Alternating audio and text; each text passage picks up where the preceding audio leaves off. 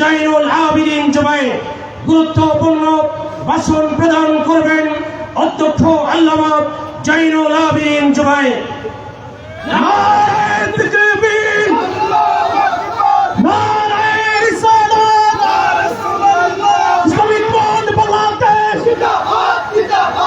ইসলামী ছাত্র সেনা সোনার বাংলা সোনার দেশ।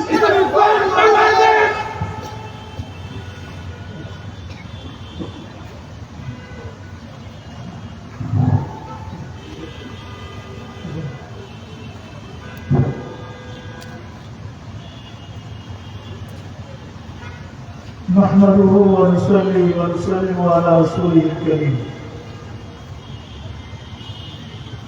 আহলে সুন্নাত ওয়াল জামাতের আকীদা এবং আদর্শে সুপ্রতিষ্ঠিত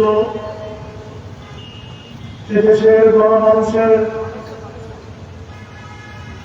রাজনৈতিক সংগঠন ইসলামিক ফ্রন্ট বাংলাদেশের সহযোগী ছাত্র সংগঠন ইসলামী ছাত্র সেনার ৪৯তম প্রতিষ্ঠা বার্ষিকী উপলক্ষে ঐতিহাসিক লালদিঘির ময়দানে চট্টগ্রাম উত্তর দক্ষিণ মহানগরের উদ্যোগে আয়োজিত আজকের এই বিশাল ছাত্র সমাবেশ এবং বর্ণাঢ্য র্যালির সংগ্রামী সভাপতি ইসলামী ফ্রন্ট বাংলাদেশের কেন্দ্রীয় নেতৃবৃন্দ, ইসলামী ছাত্র সেনার কেন্দ্রীয় সংগ্রামী সভাপতি ছাত্রনেতা মোহাম্মদ ওলিউর রহমান, ইসলামিক যুবফ্রন্টের কেন্দ্রীয় এবং জেলা নেতৃবৃন্দ, ইসলামী ছাত্র সেনার জেলা নেতৃবৃন্দ, ইসলামী ফ্রন্ট বাংলাদেশের বৃহত্তর চট্টগ্রাম জেলা নেতৃবৃন্দ, আজকের এই সংগ্রামী সমাবেশ, আসসালামু আলাইকুম ওয়া রাহমাতুল্লাহি ওয়া বারাকাতুহু। ভাইরা আমার, জাতির এক ক্রান্তিকালে এই ঐতিহাসিক লালদিঘির ময়দানে ইসলামী ছাত্র সেনার এই সমাবেশ অনুষ্ঠিত হচ্ছে। এই বাংলাদেশের ইতিহাস, বাংলাদেশের জন্মের যে ইতিহাস ঐতিহ্য, সেদিকে যদি আমরা সংক্ষেপে লক্ষ্য দেই, আমরা দেখতে পাই অত্যন্ত গর্বের সাথে এদেশের উত্থানে, বাংলাদেশের স্বাধীনতা অর্জনে, সেই ভাষা আন্দোলন থেকে নিয়ে এই কয়েকদিন আগে জুলাইয়ের যে পট পরিবর্তন, প্রত্যেকটি পরিবর্তনে এদেশের ছাত্র সমাজের গৌরবময় সংগ্রামী ইতিহাস রয়েছে। আমার বন্ধুরা, ভাইরা, এই একই সাথে অত্যন্ত দুঃখের সাথে কথাও বলতে হয়, স্বাধীনতা অর্জনের পরে যেই ছাত্র সমাজ এই ঐতিহ্যের অধিকারী, সেই ছাত্র সমাজ সেই ঐতিহ্যকে ক্ষণে ক্ষণে জায়গায় জায়গায় তারা হারিয়েও ফেলেছে। যার জন্য আমরা দেখতে পাই ঢাকা বিশ্ববিদ্যালয়ের রক্ষণখরণ, চট্টগ্রাম বিশ্ববিদ্যালয়ের রক্ষণখরণ, রাজশাহী বিশ্ববিদ্যালয়ের রক্ষণখরণ। এই জন্য আমি সুনির্দিষ্টভাবে কোন ছাত্র সংগঠনকে দায়ী করতে চাই না। প্রত্যেকটি ছাত্র সংগঠনের যেমন অবদান আছে, ঠিক তেমনি ভাবে কোন ছাত্র সংগঠনেই ছাত্রদের অধিকার, ছাত্রদের প্রতি ওদের দায়িত্ব, দেশ এবং জাতির প্রতি ওদের দায়িত্ব নিয়ে যথাযথভাবে তারা এগিয়ে আসতে পারে নাই। যথাক্রমে আমরা দেখতে পাই প্রতিটি ছাত্র সংগঠন যখন কোন মিছিল বের করে অথবা তাদের প্লাকার্ডে আমরা দেখতে পাই ওরা লিখে যে অস্ত্র ছেড়ে কলম ধরো। এটা একটা কাতরক স্লোগান, অস্ত্র ছেড়ে কলম ধরো। এই স্লোগান দিতে যখন একটা মিছিল যায় তখন মনে হয় ওদের হাতে কারো হাতে কলম নাই, প্রত্যেকের হাতেই মনে হয় যেন অস্ত্রই আছে। আমার বন্ধুরা, ইসলামী ছাত্র সেনার কারো হাতে অস্ত্র নাই, আমরা অস্ত্র ছেড়ে কলম ধরো এই স্লোগান দেই নেই, দেব না।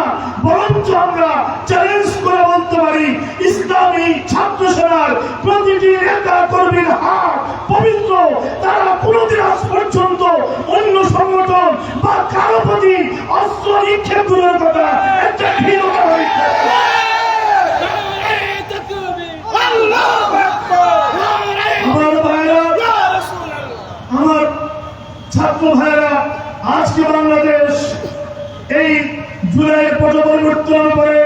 জুলাইয়ের বিপ্লবের পরে দেশের আর্থসামাজিক রাজনৈতিক একটা ক্রান্তিকাল চলছে, একটা বিশেষ ক্রান্তিকালের মধ্য দিয়ে জাতি অগ্রসর হচ্ছে। অত্যন্ত সংগত এবং স্বাভাবিক কারণে যেই কমিটমেন্ট দিয়ে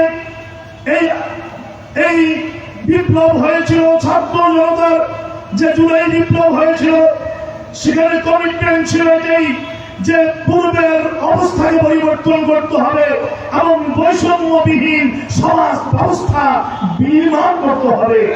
এই কমিটমেন্ট নিয়েই এই পরিবর্তন এসেছিল। আমার ভাইরা, বর্তমান অন্তর্বর্তীকালীন সরকার সেটিকে সামনে নিয়ে কাজ করে যাচ্ছে, তাদেরকে আমরা ধন্যবাদ জানাই। ওরা সংস্কার শুরু করেছে, ওরা যে দেশের সংবিধানের সংস্কার চায়, ওরা নির্বাচনের সংস্কার চায়, ওরা রাজনৈতিক দলগুলোর সংস্কার চায়, ওরা নিরাপত্তা বাহিনীর সংস্কার চায়, ওরা শিক্ষা ব্যবস্থার সংস্কার চায়। আমরা ধন্যবাদ জানাই।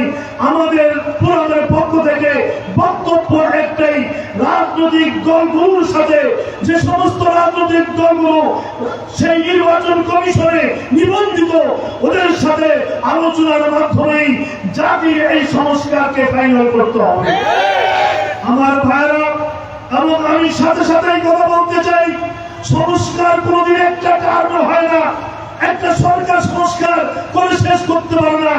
এটা হচ্ছে একটা কন্টিনিউয়াস মেথড, এটা হচ্ছে একটা চলমান বিষয়। অতএব এটা চলমানই থাকবে। বস্তুত মূলত সার্বিক সংস্কারের কাজে হাত দিবে এদেশের গণমানুষের নির্বাচিত একটা রাজনৈতিক সরকার। অতএব সেই সরকার আসার পক্ষে বর্তমান অন্তর্বর্তীকালীন সরকার যতই সেই পক্ষে খোলাসা করে দিবে, ততই জাতির জন্য সেটা নিরাপদ। অন্তর্বর্তীকালীন সরকারের জন্য সেটা মর্যাদা, সেটাই জাতি আশা করে। ভাইরা, আবার অন্যদিকে আমরা দেখতে পাই আজকে বাজারে যে দ্রব্যমূল্য, এই দ্রব্যমূল্যের চাপে মেহনতি মানুষ চাপটা হয়ে গেছে। মানুষ যেই টাকা নিয়ে বাজারে যায়, পকেট থেকে টাকা বের করে বারবার করে এটা কিনলে ওটা কিনতে পারবো কিনা, ওটা কিনলে সেটা কিনতে পারবো কিনা, এরকম একটা যত্ন মূল্যের যে চড়া আগুন, এটার মধ্যে দগ্ধ হয়ে জাতি আজকে বসবাস করছে। কথা বলেন ঠিক কিনা ভাইরা? আমি এর উপরে গভর্নমেন্ট আবার চড়া ব্যাটের ব্যবস্থা করছে, গভর্নমেন্ট বাড়তি শুল্কের ব্যবস্থা করছে, গভর্নমেন্ট গ্যাসের দাম বাড়িয়ে দেওয়ার জন্য চিন্তা করছে। এটা যদি করা হয়, বাজারে দ্রব্যমূল্য কোন জায়গায় যাবে আমরা চিন্তা করে আটকে উঠি। তাই আজকে কারখানার মালিকেরা, যারা ইন্ডাস্ট্রিয়ালিস্ট, যারা ব্যবসায়ী, ওরা বলতে বাধ্য হয়েছে। পত্রিকায় দেখলাম, মিডিয়ায় দেখলাম, ওরা বলছে যদি পেট আর বাড়ানো হয়, যদি শুল্ক বাড়ানো হয়, গ্যাসের মূল্য বৃদ্ধি করা হয়, আমরা কারখানা বন্ধ করে দেব, আমরা রাজপথে নামতে বাধ্য হব। এই হুমকি ব্যবসায়ীরা, কারখানার মালিকরা দিয়ে রেখেছে। আমার ভাইরা, আমি সরকারকে আজকে যে মিডিয়া বিভিন্ন ধারা আছেন আপনারা সাংবাদিক বন্ধুরা, আপনাদের মাধ্যমে বলবো সরকার যেন সেদিকেও তাদের নজর রাখে। বন্ধুরা আমার, রেডি হয়েছে আপনাদের আমি আর বক্তব্য লম্বন করে বলবো, আমার ইসলামী ছাত্র সেনানী সংগ্রামী সেনানী ভাইয়েরা, তোমাদেরকে বলবো, এই শুধুমাত্র সমাবেশে আসার মধ্য দিয়ে তোমাদের দায়িত্ব শেষ নয়। তোমাদেরকে কয়েকটা বৈশিষ্ট্য অর্জন করে মাঠে ময়দানে তৃণমূল পর্যায়ে ছাপিয়ে পড়তে হবে। হাত তুলে দেখা রাজি আছো কিনা? তোমাদের ঈমান আকীদা সহিহ থাকতে হবে, তোমাদের ভিতরে তাকওয়া আসতে হবে, তোমাদের ভিতরে দক্ষতা, লেখাপড়ার দক্ষতা আসতে হবে, তোমাদের ভিতরে সাহস আসতে হবে, তোমাদের ভিতরে ত্যাগ আসতে হবে। এই পাঁচটা জিনিস নিয়ে তোমরা মাঠে ময়দানে ছড়িয়ে পড়ো। প্রত্যেকটি উপজেলায়, প্রত্যেকটি থানায়, প্রত্যেকটি ইউনিয়নে, প্রত্যেকটি ওয়ার্ডে, প্রতিটি ঘরে ঘরে ছাত্র সেনার সংগ্রামী কর্মী সৃষ্টি করো। হাত তুলে রাখো। আমরা